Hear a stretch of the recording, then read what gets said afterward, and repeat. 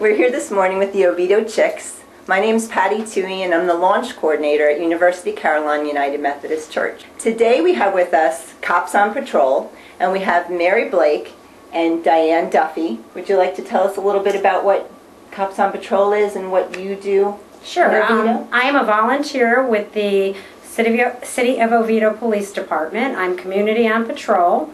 And what we do on Community on Patrol is we actually help patrol the streets. We don't take the place of a police officer, but we assist them when we can by making sure the streets are safe.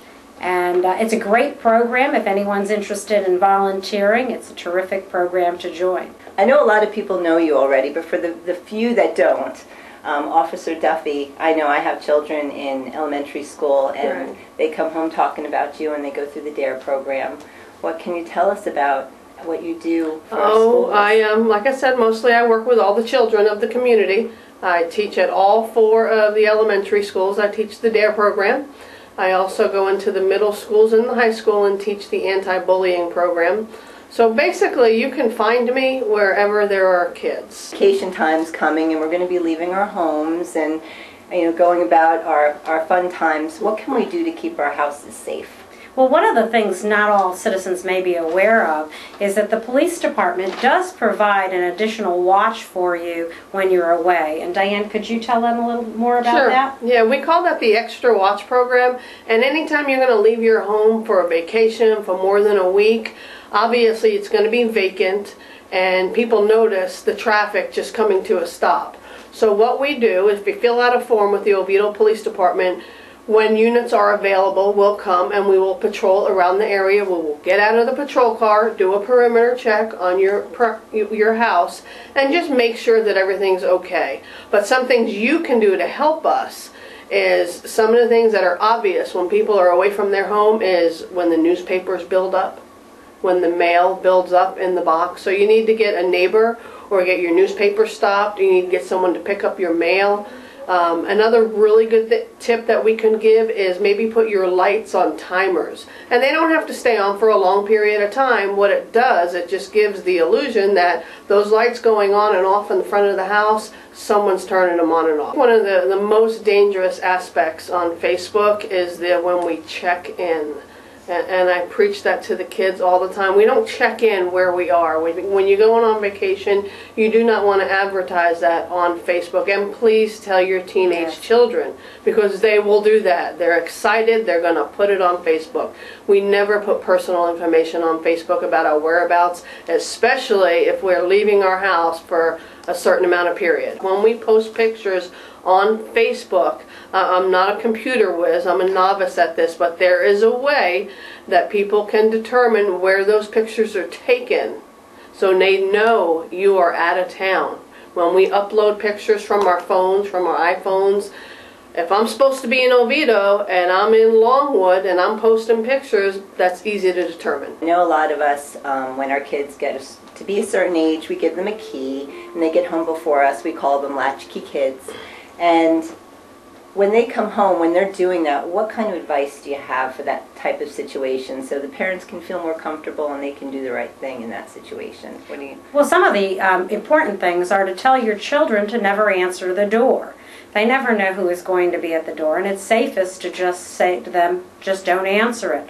And these days with caller ID and cell phones, they may not need it, but they should also be aware that should someone call, they should never tell anyone they're home alone. They should say Mom and Dad are in the shower, Mom and Dad can't come to the phone, whatever they want to use. You may want to also make sure that you have a neighbor or a friend that can check on them if that's available, and just make sure they are home and safe. One of the biggest things that I like to tell people, it's kind of my pet peeve, when we have a latchkey kid, the easiest way to tell a latchkey kid is they have a necklace around them and the key's hanging here. Take the necklace off. Do not advertise it with a key around your neck. We tell that to kids all the time. Put it in your backpack, put it in your pocket. But if I'm a bad guy and I see a kid with a key around his chain, I'm pretty confident he's going to go home alone. You need to have emergency contacts within the neighborhood. Know your neighbors and introduce your kids to your neighbors so they're comfortable that they know which houses are safe houses that I can go to. Biggest fear that kids have about calling us for help is if I call 911 and it turns out to be nothing, I'm going to get in trouble. That is so untrue. If you are in fear, it doesn't matter how minor it may be. If you're sincerely in fear, that's our job. As police officers, most of the time when we respond to calls, between 80 to 90%, it turns out to be nothing. But that's good. We're going to go, we're going to check it out, we're going to make sure everyone's safe. So you will never get in trouble for calling 911. So now we're getting a little bit older. We're getting into the teens. I'm not there yet, but I'm dreading the day when they want to drive and they ask for the keys and they leave you and you have no idea what they're doing. What can you recommend?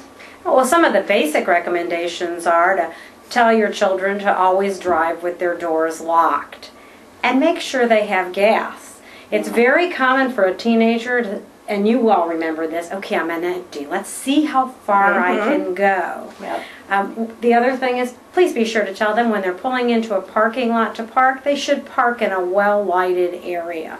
And those are just some basics. Again, we go back to, if I call 911, am I going to get in trouble? If you are broke down on the roadway, the first thing you should do is call 911. The first thing we are going to do is come behind you with lights and sirens to make sure that no other vehicle is going to crash into you. We don't want you being hit out there on the road. So call 911. We will help you get off the road safely, make contact with your parents, and get you, to a safe environment. So do not be afraid to call 911. Now, other vehicles that aren't as big or seemingly as dangerous, but what can you tell us about protection with riding a bicycle and helmets? It is summertime. They are all on bikes. The kids are all over the road. They're in the community. They're on the sidewalks. The first rule is if you're going to get on that bike, get a helmet on your head. It is the law. You can get a ticket. Parents, you need to know this. And obviously, we're not worried about giving them the ticket. We're worried about their head staying intact. So if you're going to get on the bike, please wear a helmet.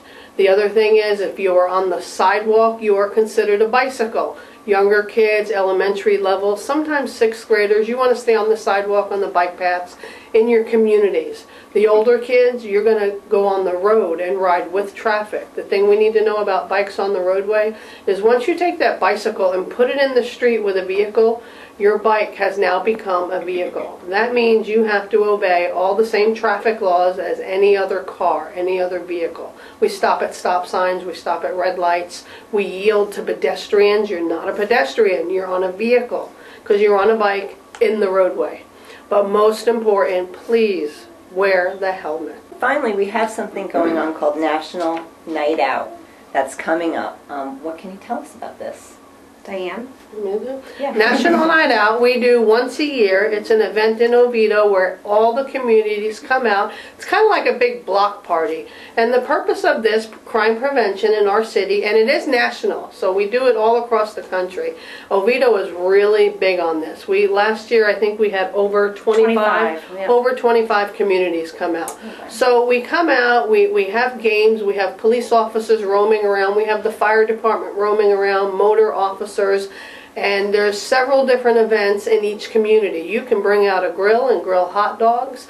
They have bounce houses, all different other games, but the purpose is getting to know your neighbors. Located in each of your communities, your homeowners associations are the groups that put it on in conjunction with the police department. We'll have this posted on the Oviedo Chicks for you to Yes. see. We'll have the specific dates. Thank you so much Thank for all you. this information. It's so important. Thank you. Thank you. Thank you.